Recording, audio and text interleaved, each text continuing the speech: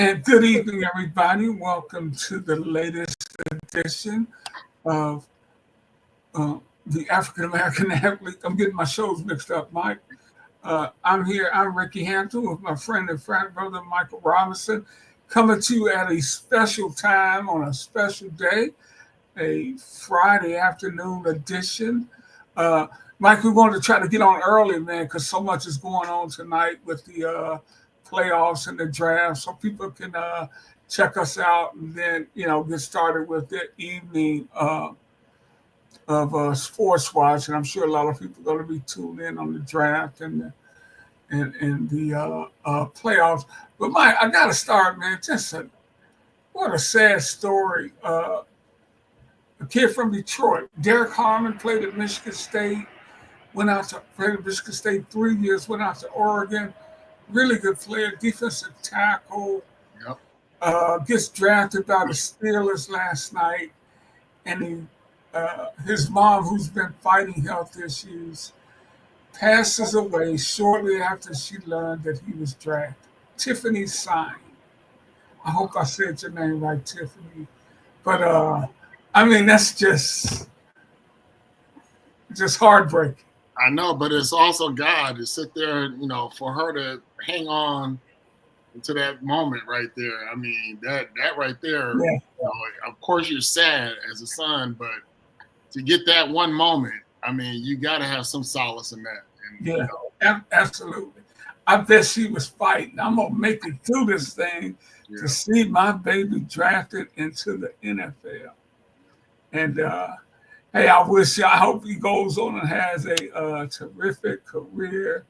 Like I said, I'm here in Detroit, a local kid here in Detroit, and we always try to cheer on our local guys. But our condolences and well wishes go to the family of Derek Harmon and his mom, Tiffany, who he said just supported her and pushed her through everything. Probably see a dog in the background. I'm dog sitting this week for my son. So he's on the African American Athlete show too. But Mike, get caught up with you. How you doing, brother? I'm doing all right. Just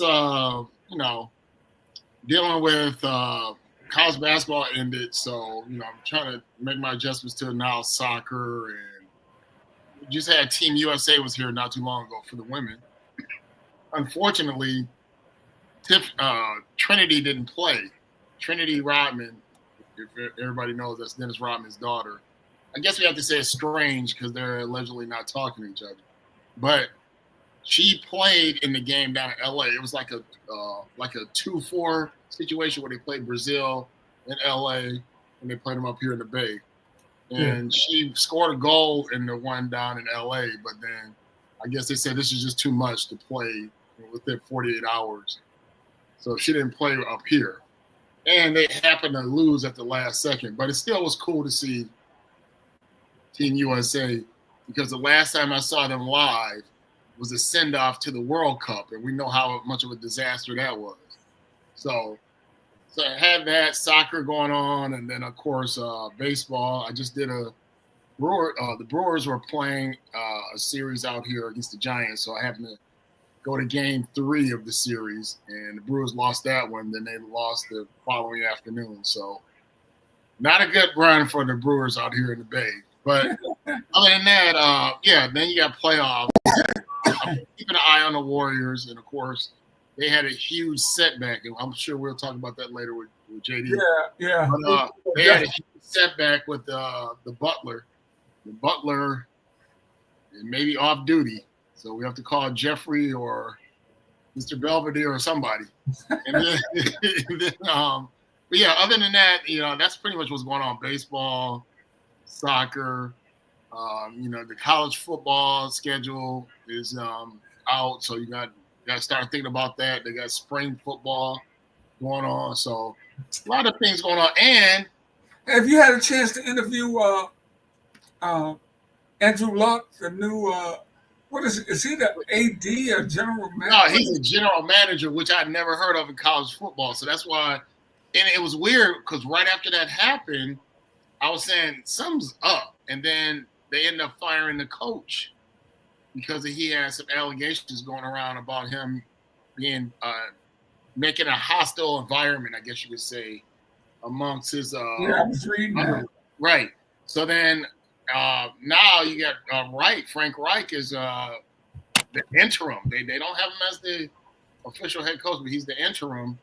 And then of course Frank Reich is known for the miracle in Buffalo against the Raiders.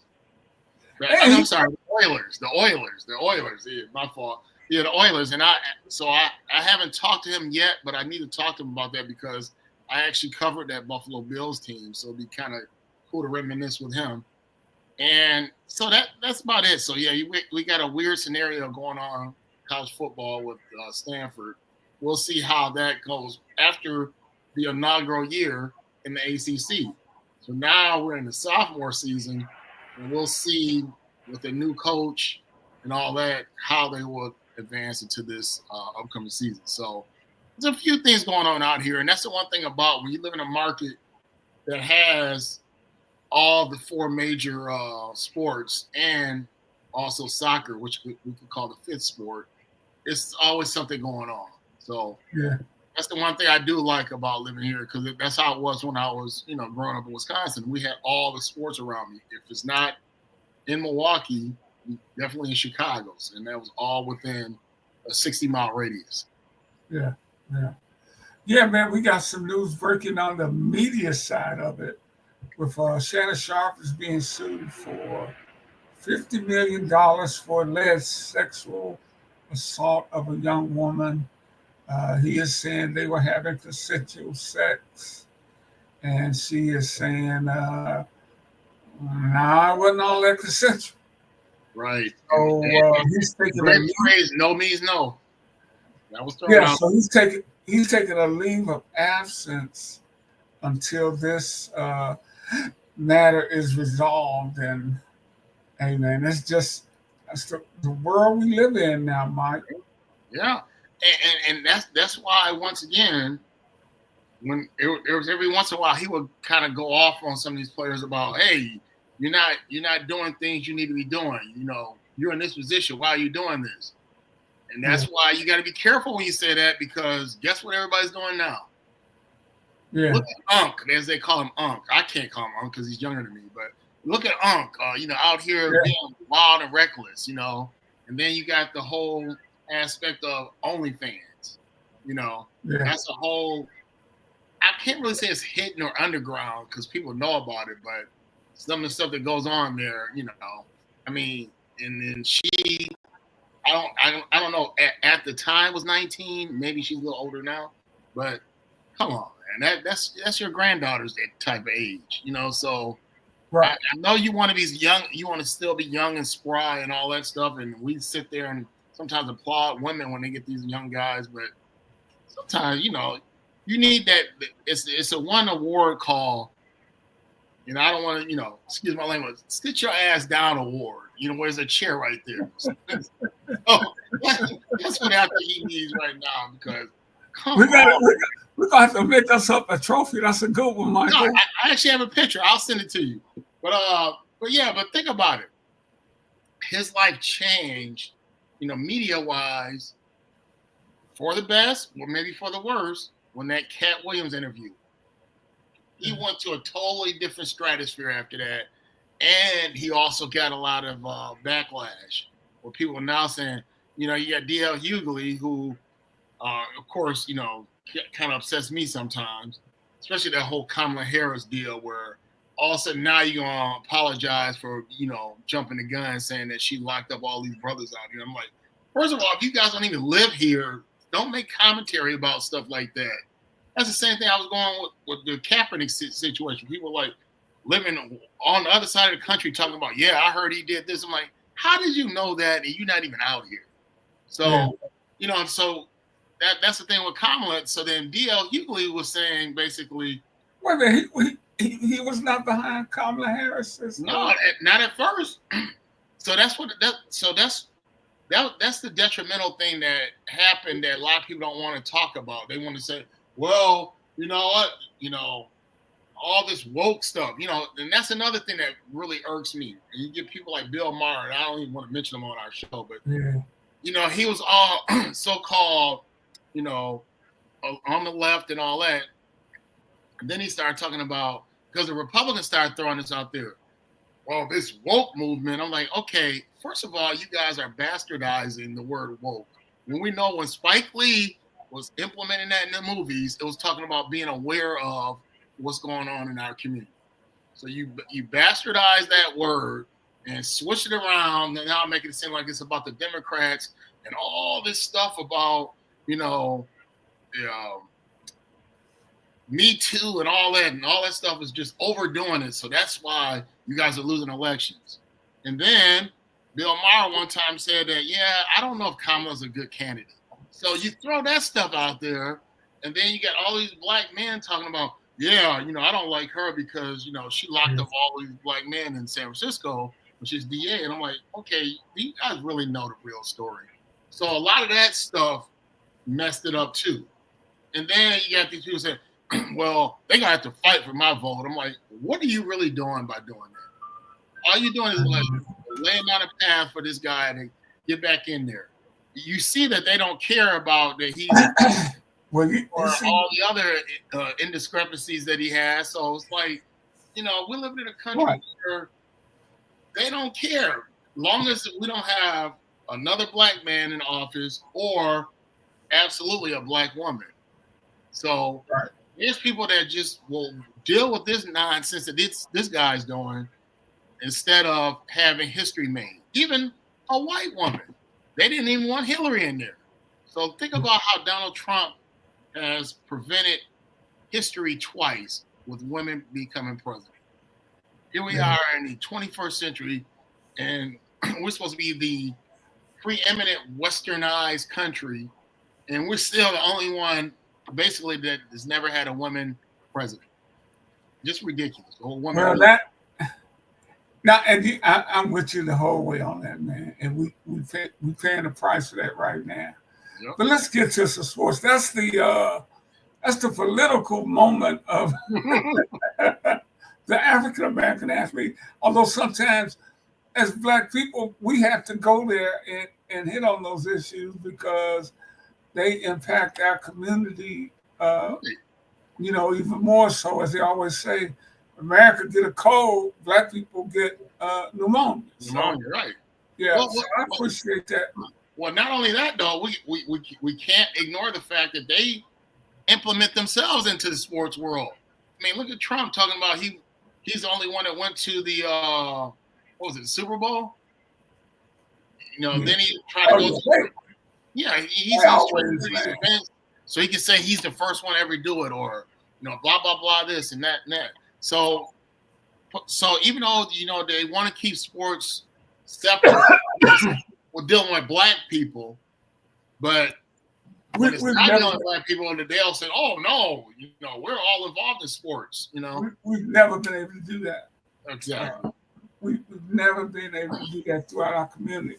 Hey, but let's bring in our great friend. He's repping the Longhorns tonight. The great author, sports writer, our great friend J.D. Harris. I got you right here, brother. Tomlin. J.D., we want to talk some hoops with you too, man. But the Steelers organization as well as anybody.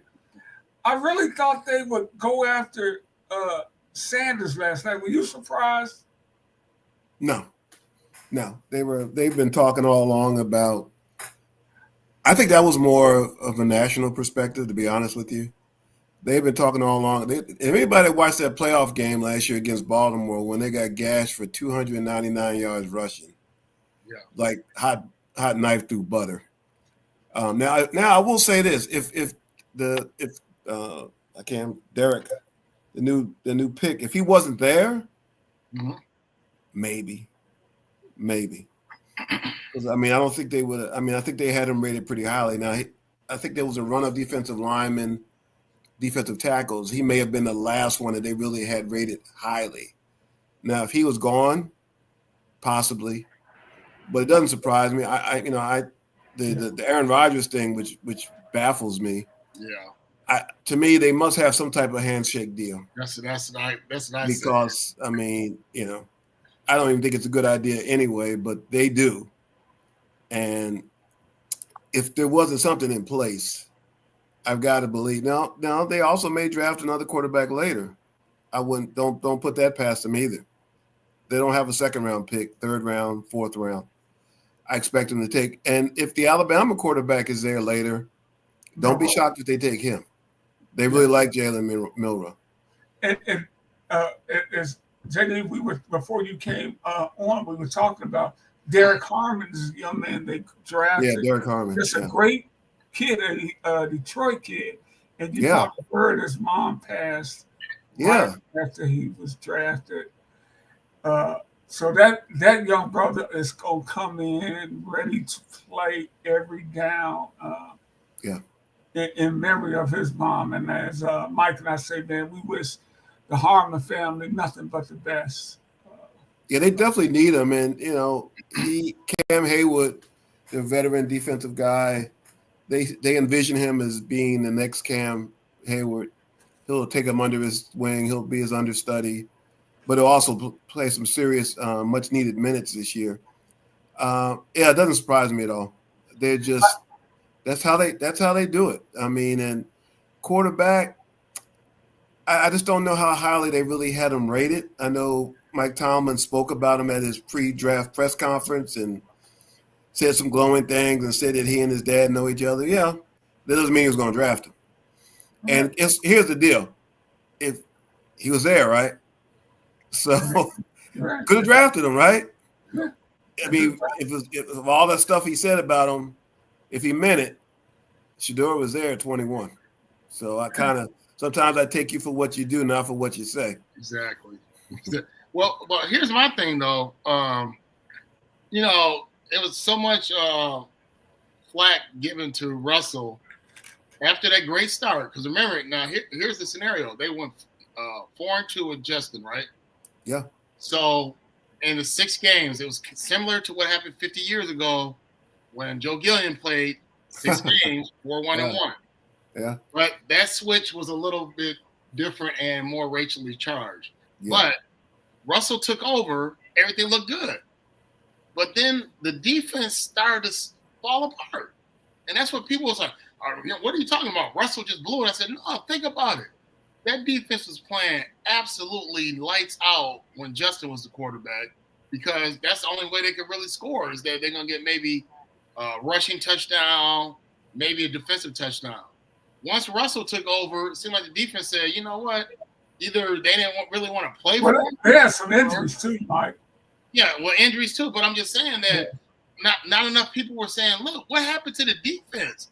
Yeah, we could sit there and say Russell wasn't really getting it done, but he was from the defense because they were getting outscored more than him not really getting it done. So, and what you said there, when you said they got gashed in the playoffs, absolutely. But all the fault goes on to Russell. Say, hey man, you guys lost like 5 straight under your play. So that's why I'm not as shocked as you, like you said, that they went deep for defense.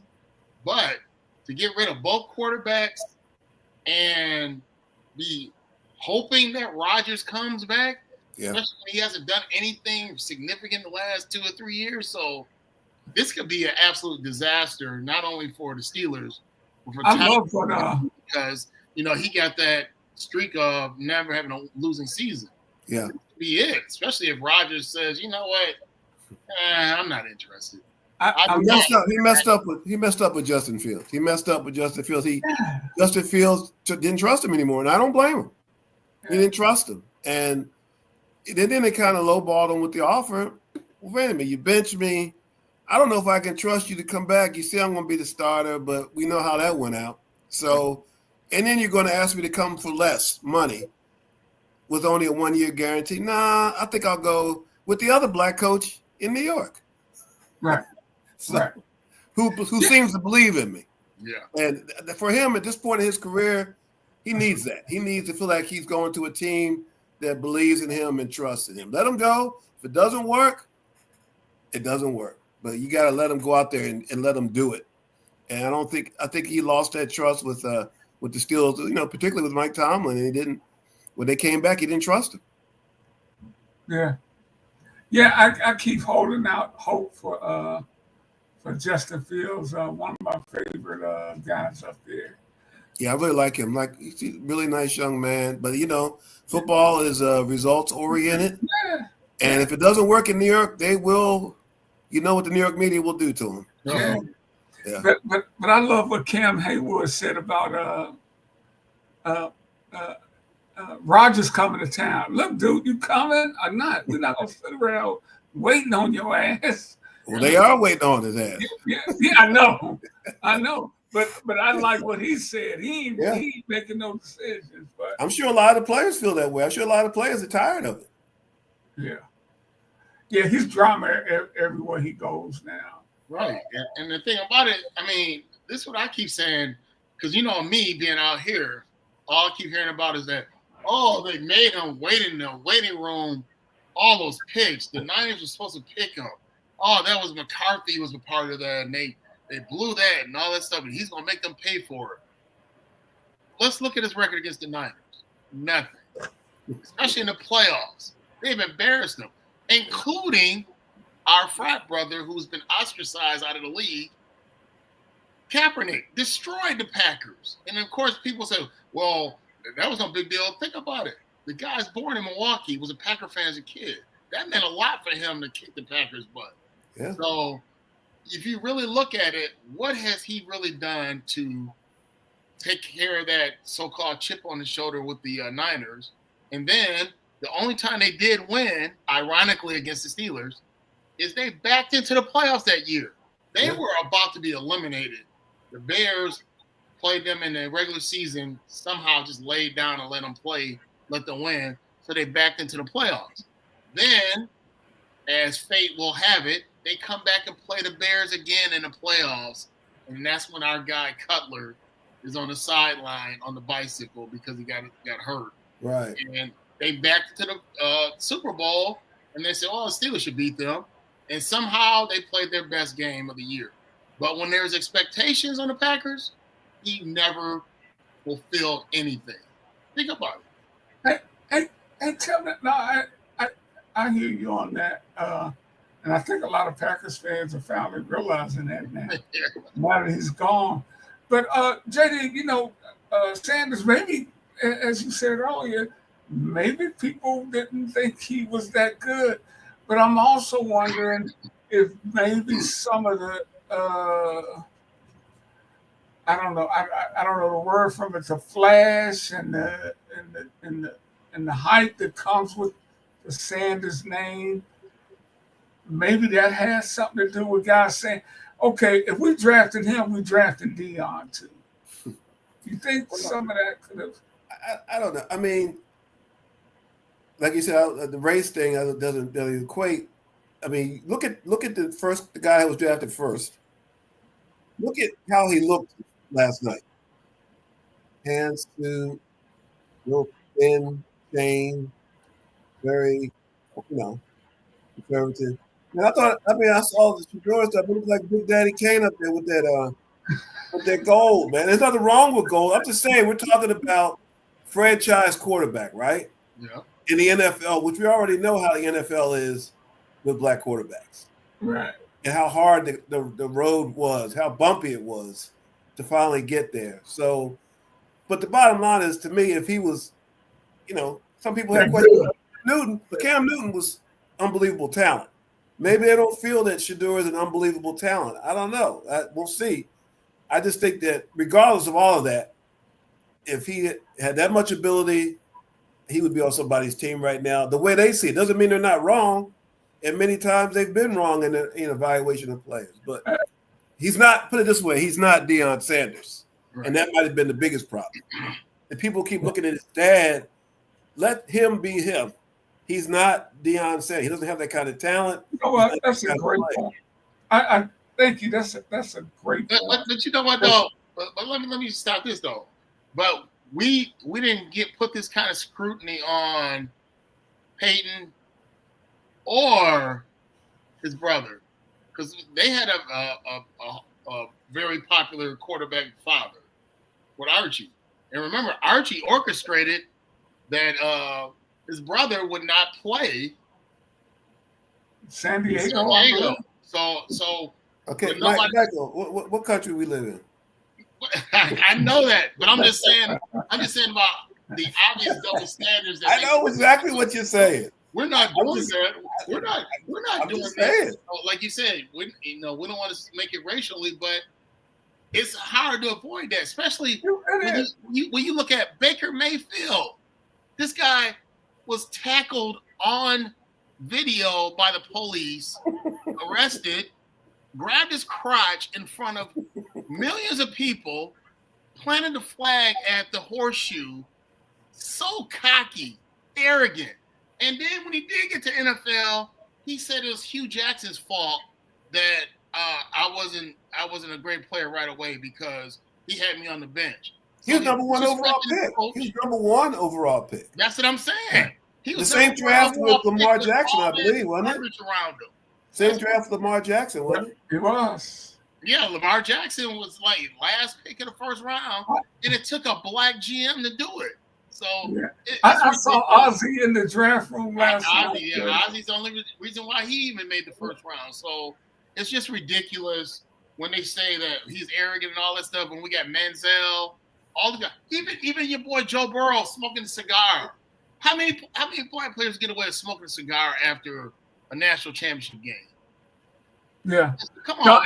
And I agree with you, Mike, and I love what JD said about that too.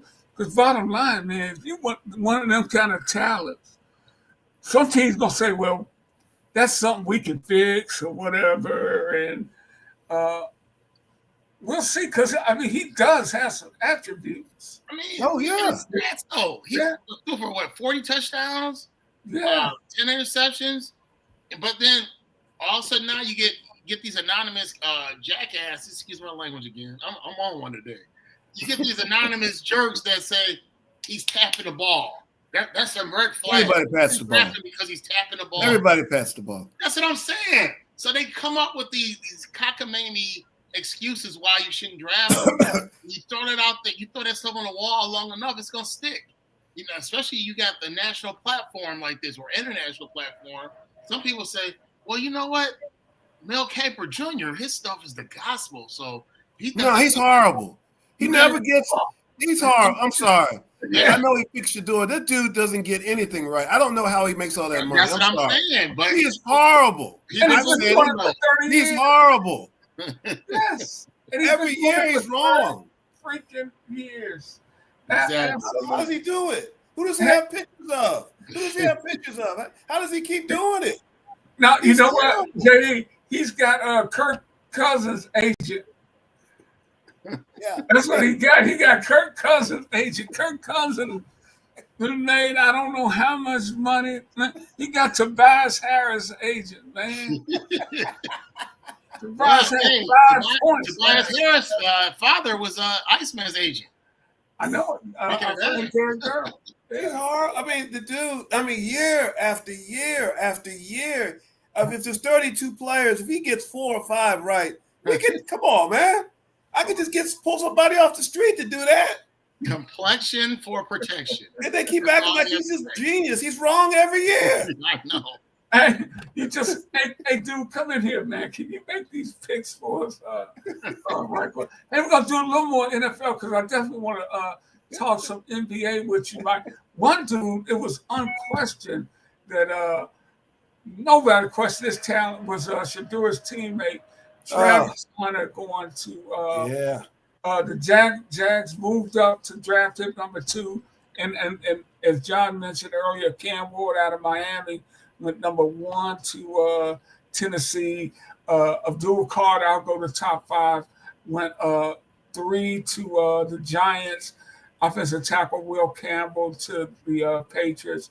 Mason Graham to Michigan. I got to put this guy named Ashton Genty, running back from Boise. I covered Barry Sanders, man. I ain't going to say he's Barry, but my goodness. Yeah, he's tough. That'd be sacrilege. That dude's a problem.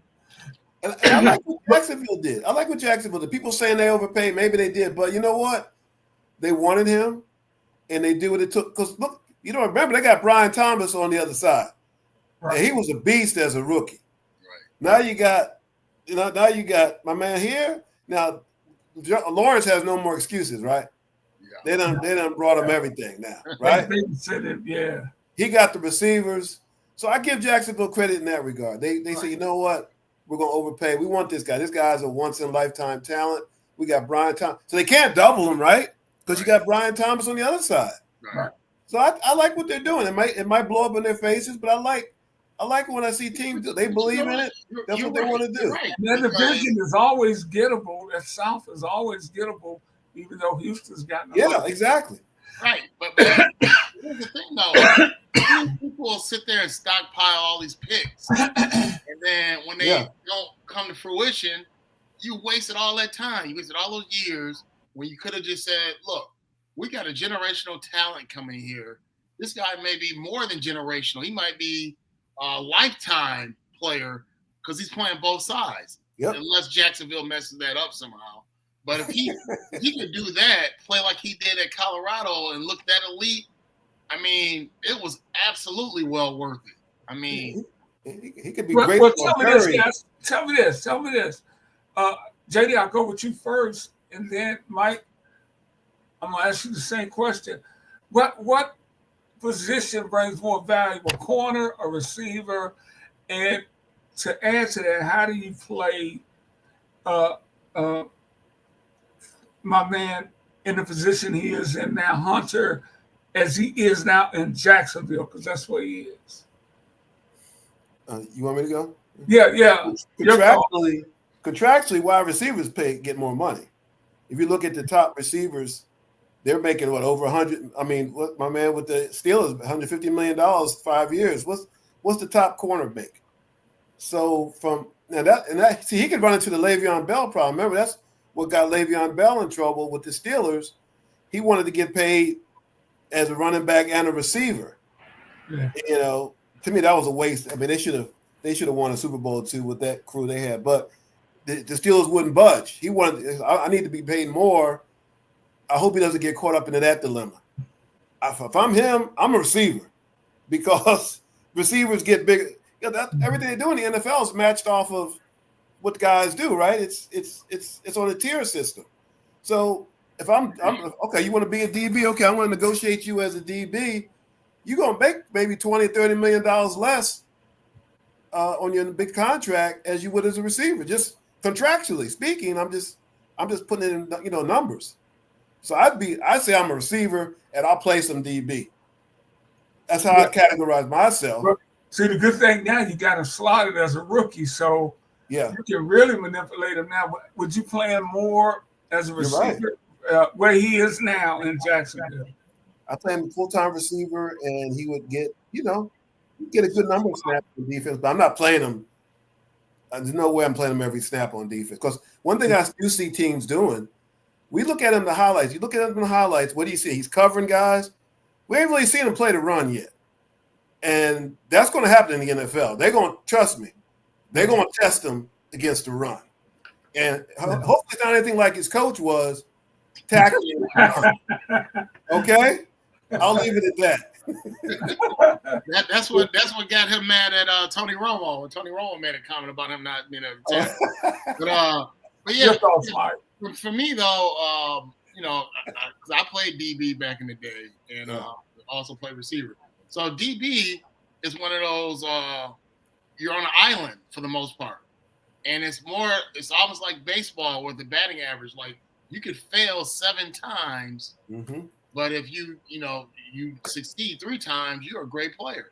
So same thing with a cornerback or even a safety is like if you get beat, I remember one game, Deion, I think Jerry Rice had like 5 touchdowns on him, but he's still, if he gets a stop at the right time, he still had a really good game. So that's the one thing about the defensive back is that he will have some impact, but unless you get double-digit interceptions, a whole bunch of deflections, or if you're like Deion, he can shut down the whole side of the field. Because remember, when he was on the Niners and they played against the Cowboys, he guarded Alvin Harper and said, I don't want anybody over here. And you guys can double team Michael over there, but I got Alvin Harper over here. And he shut down the whole side of the field. So if he has that kind of impact, then it will be great for him defense. But on the offensive side, if he could get, 1,000 yards receiving,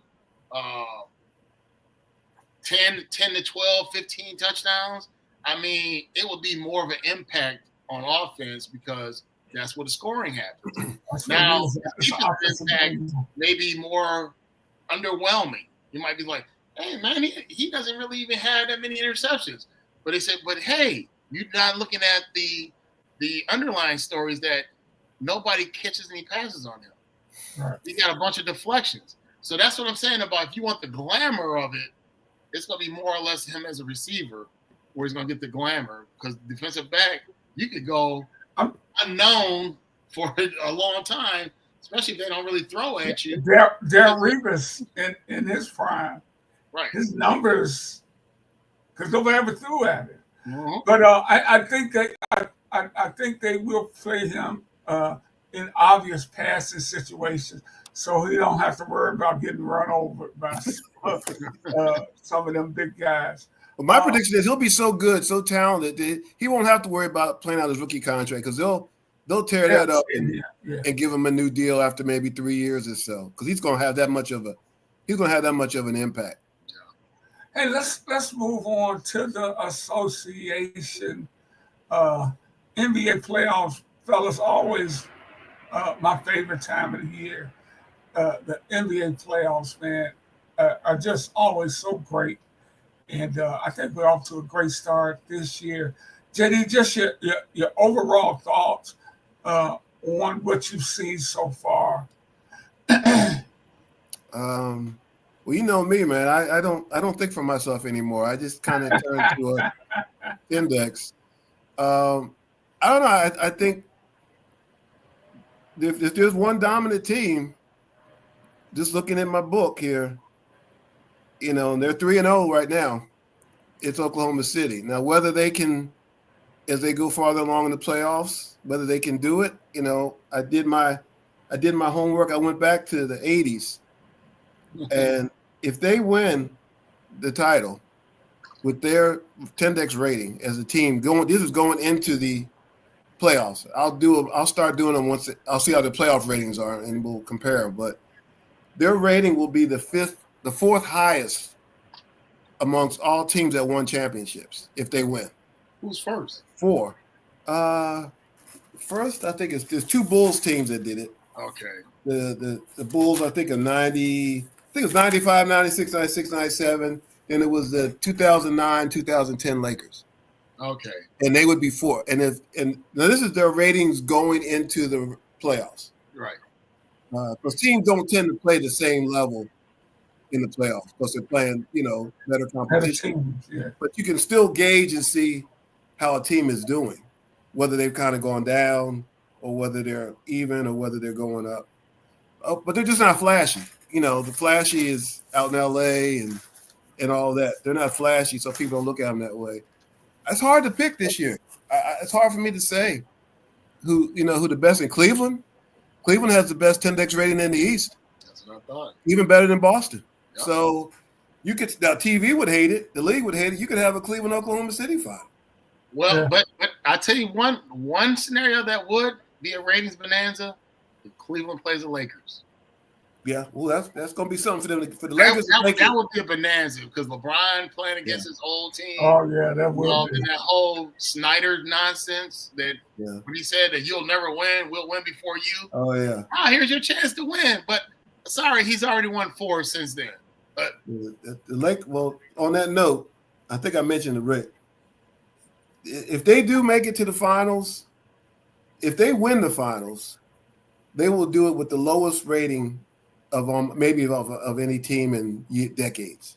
Their rating really is not very high, which was surprising to me. They have 2 players, really. Yeah. 2 dominant players. They have the third, and then and the rest of the team is just okay. So there's really big pressure on the big two. They're gonna have to bring it every night. Tendex, I don't know if you guys could have factored that in, but if they could have got the guy from Charlotte, what was the big Williams, the big center from Charlotte? Yeah, they just need a defensive presence. They just don't have that defensive presence. I mean, I know that one guy, what's his name, from Texas, kind of dunks a little bit, but he's not. Jason, Yeah, Jackson Hayes, yeah. If they had that, yeah, I would say then, yeah. They're just because what teams are going to start, they're just going to start isolating Luka and LeBron on defense as it goes down. That's what they do. They just isolate, especially Luka. They isolate him on defense. It's just going to be a grind. Minnesota, I thought they were going to be better, but just watching the game the other night, I don't think they've really gotten any better than last year. So it wouldn't surprise me to see the Lakers beat them, but it's going to get tougher after that. You know, it's going to be a challenge for them. But like you said, Mike, the league would love that, to see the Lakers in the finals against, or even go back to old time's sake against Boston. Yeah. You know, either or. And you know, I speaking of OKC, I actually went to bed on that game last night. They were down like 30, man. Exactly. Yeah. That's why they look vulnerable, in my opinion. And remember how they exited last year. They had that great record, and their star player made that boo-boo in the corner. Oh, yeah. The shooter. And I'm like, come on, man. You guys are supposed to be in the finals, and that's the way you go out. So that's what I still think that's in the back of their head. They're very young still. Just like Houston. You know how when they just got embarrassed by the Warriors that first game, I said, this is what I told you guys. I said, they're the number 2 seed, but they're still young, and they're playing against a team that's won championships. So they might get up there and say, hey, man, I can't believe we're the second seed in the playoffs. The reality is here. So tell us about the Butler situation. They may get their confidence back now. Tell us about Houston, JD, because I'm kind of like Michael. I'm trying to. Do I really need to trust this team? They're number 2 seed. They're number 2 seed. Yeah. Yeah. See, Tendex has them as the next to last team in the West. just off of the rating. Nothing. Yeah. I'm just going off of the rating. That's it. They got.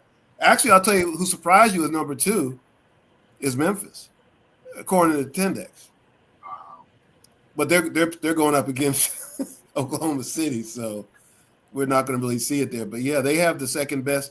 Their rating is actually tied for third best overall in the NBA. Well, I'm not surprised at that, but now it looks like they lost Ja last. Oh yeah, night. they're done. They're done. Yeah. So they're done. So they're underachieving. That's another way you can tell who's doing a good coaching job. Yeah. If you look at a rating, and you see a team doing really well and the rating's kind of low, or they have a lot of talent and they're not winning, then you say, okay, that guy's not doing a good job. So it's an easy way to tell. Cleveland has a lot of talent and they're doing. I'll tell you who's doing a good job is the Detroit coach. Yeah, right? You know, they're giving the Knicks and their rating with New York is very close. I think New York will win, probably because of experience, but Detroit is. Be on the lookout for them. If not this year, next year. They got good young talent, and Bickerstaff has done a really good job. Got fired from Cleveland. He's done a very good job in Detroit. Boy, they're making some. They're playing like a young team, man. Yeah. And the thing that got me last night is Jordan has the jump ball with Brunson. They're down, and he had, you have the pocket. I think he had Cade here, and I don't know, maybe Malik Beasley here. Jordan Brunson doesn't even jump, and Jordan spikes the damn ball out of bounds, man, and they go down to score, and then they lose by 2 points.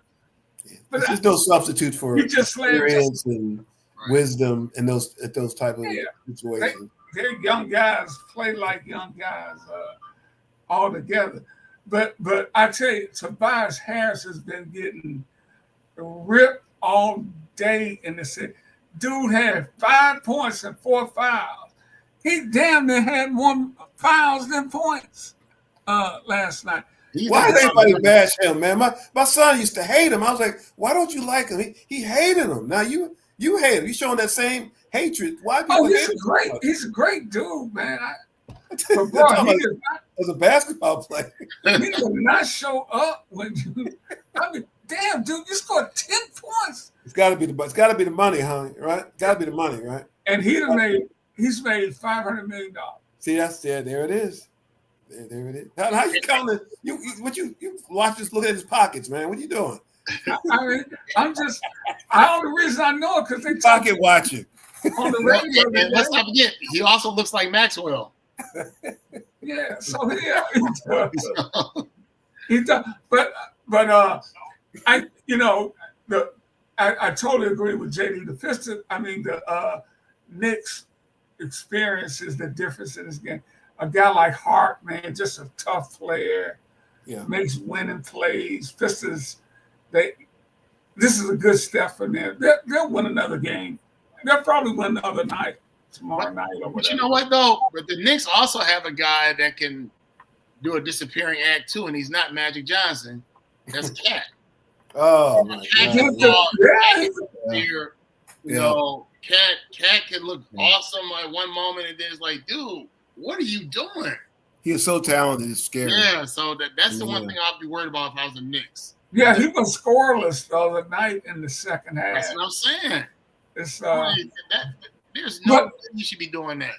But I think the East is a two-team race anyway. Cleveland and Boston. Yeah. But JD, what do you think about the West? I think we all agree with that in the East, right? Yeah, it's Well, you didn't rank Milwaukee. What about Milwaukee? Milwaukee. They're like, I mean, I've definitely got Indiana beating them. Indiana's got a better rating. Their rating is like third from the bottom in the East. Okay. Their rating is okay. They got a superstar and waiting for the other superstar to get healthy and play like one, right? And waiting for the coach a little bit. He said he's going to get serious now. I saw he's going to start getting serious. I don't know what he's been doing. Yeah. But here's a little thing for the audience out there. Say what, Michael? Say it again, Michael. I'm sorry. Say it again. I said this is something for the audience out here. 30 years ago, myself and this young man right here were in the midst of a rookie season between Big Dog with me and my show in Milwaukee, and him with Grant Hill in Detroit. And then, of course, we had Jason down in Dallas. Right. And so I used to have him on my show all throughout that rookie year. Say, hey, man, so what's going on over in Detroit? I said, well, the Big Dog's doing this and this and that, this and that. And then when it all came to an end right around now, it was like, Big Dog, yeah, you led all rookies in scoring. The Bucks were one game away from making the playoffs. They lost to Boston by one game. And we're not only not going to give you Rookie of the Year, we're going to insult you by having a tie between Jason Kidd and Grant Hill. And my audience was going crazy over there. They're like, first of all, I had to deal with, well, why did we grab Grant Hill? I'm like, dude, we didn't need Grant Hill because Grant Hill wasn't a scoring small forward at Duke. He was a facilitator and all that. Yeah. And that's what they let him do in Detroit. The Bucks needed a scoring forward, and this guy averaged 30 points a game and was Big Ten Player of the Year. So this was like, I just never forget that how I was call John and say, hey, John, you need to come on this weekend. Let's talk about this Rookie of the Year race and all this stuff. Yeah. So that was 30 years ago this year. This really make me feel old now. Man. I'm just saying. But Jenny, what do they with their current superstar? I mean, this ain't gonna work out for them this year. Giannis is 32 years old now. Yeah, I thought they were going to win maybe 2 or 3 in a row. That ship has passed, man. It sailed. I mean, Ricky, you're gonna get me started with this again. When he sat up there on TV and said, "I don't believe in failure," I lost so much respect for him saying that because you guys have underachieved every single year since that championship. I mean, except that championship, because even in 2020 they were expected to be the champions and the bubble, but of course they were kind of tied into the whole situation with the gentleman that got shot in Kenosha. Right. Yeah, so they kind of I remember one of the players said, "I don't even know what we're playing." So much other stuff going on. So they weren't really focused. And then the year before that, they had a 2-0 lead on Toronto with Kawhi. It looked like they're about to sweep them. All of a sudden, they put up the wall for Giannis. He forgot how to play. And then they came back and won. And then we know the rest is history with Toronto winning the championship. But, I think getting rid of Holiday was a big mistake. That was terrible. That was a terrible chemistry trade. That was terrible. Do we know how much he had to do with it? And then every year we're like, oh, Milwaukee has to panic that Giannis may leave. He might want to go somewhere where he can win. I'm like, how about you help the team win instead of making up all this nonsense about I don't believe in failure. I'm like, you're not a Greek philosopher, okay? Stop it. Hey, look, we just got a few. I mean, JD, you got to come back, man, because this hour is flown by. But I want to get your thoughts on the West. You got to tell us about Tomlin and whatever else you got going on. Oh, yeah. There's a book. I'm going to be coming out with another new edition in the fall of Tomlin. I'm coming up with a new title. I'm not going to tell that one yet. It's going to be that book, but we're going to add. Update. I think some stuff needs to be added in the Make sure last I get few a years. copy of this one. Yeah, that one's going to be. It's going to be a little different than the first one. Working on that. Working on our. We're searching for investors now for our movie. Get the guys together. John Wooten, documentary, and a little bit longer. I'll tell you, we have a little surprise coming with that. I won't let it out yet, but we got something. If you know what he did back in the day, and with Muhammad Ali and Jim Brown, we're going to kind of play off of that and do some things. But we're really excited about that. We're hopeful in another month or so that we can really start moving forward with that. They call it the Cleveland Summit. Cleveland Summit. Yeah. And he organized that with him and Jim Brown, and we're telling his story and working on that now as we speak. And just we got our team together, and we're just trying to be able to pay the bills. Yeah. And we're hopeful of that. And I'll keep you abreast of what's going on, and hopefully I'll have some good news about that pretty soon, and pay some bills. Absolutely. All right. Well, before you go though, we were talking about Shannon before you got on. Oh. What's your opinion on this whole nonsense? I don't know what to say, man. I mean, you just think that, and obviously we all don't know everything. Perception is everything, though, unfortunately, and it's a horrible, horrible look. I don't really know how he comes back from it. Maybe he can. It's just that now it just changes the complete image that everybody or people have of him. And no matter what he does, no matter what he says, now people in the back of their mind, they're always going to be thinking about this situation, trying to stifle a laugh or something, and not take what he's saying seriously. Right. I just can't believe there's been so many examples of this, right? For all of us. Right. You know what I mean? I mean, how do you get yourself, I don't know. How do you get in that position? I just don't. You got everything to lose. She has nothing to lose. Right. I don't understand it. I just don't. That is so on point. The memes, the internet is so vicious now. He can't speak to anything because of the things you said, because he's lost that credibility. But you do like OKC. Who's OKC's biggest challenger, and who could be a sleeper? Well, I don't like him. Tendex likes him. I don't know if you held a gun to my head, I don't know if I would pick them to win the championship. I'm just saying Tendex is saying that these guys are really talented. It's hard. I mean, it's hard to pick. Once the Clippers are playing well, but do I trust them? Denver has their moments. Do I trust them? Golden State, I'd like to say Golden State. I don't know. Can Draymond just keep hanging in there? I mean, they need him. I mean, it's hard to say. The Lakers, like I said, who are at the bottom of the West as far as the ratings are concerned, I mean, got two great players. They've got the two superstars. I mean, that's what you need, right? You're supposed to have superstars to win championships. Yeah. They got two of them, right? But I don't know. Maybe next time I'll tell you. I don't even have a team I can just say. Right now, I think he's going to win it. I don't see, Let's make sure home city. I don't say that. Let's make sure it's the next time. Hey, we got to get out of here. Speaking of bills, man, I'm gonna get we're gonna get overcharged, Mike, if I don't get out of here. But we want to thank JD Harris for checking in with us. Again, the book is Tomlin, The Soul of a Football Coach. I love it. My great friend and friend brother Mike Robinson. We'll be back next week. Peace, everybody. Have a great weekend. All right, guys. I'm hoping they call my name tonight for the 30th year. Robert Covington is Alpha, JD. Later, brother. All right.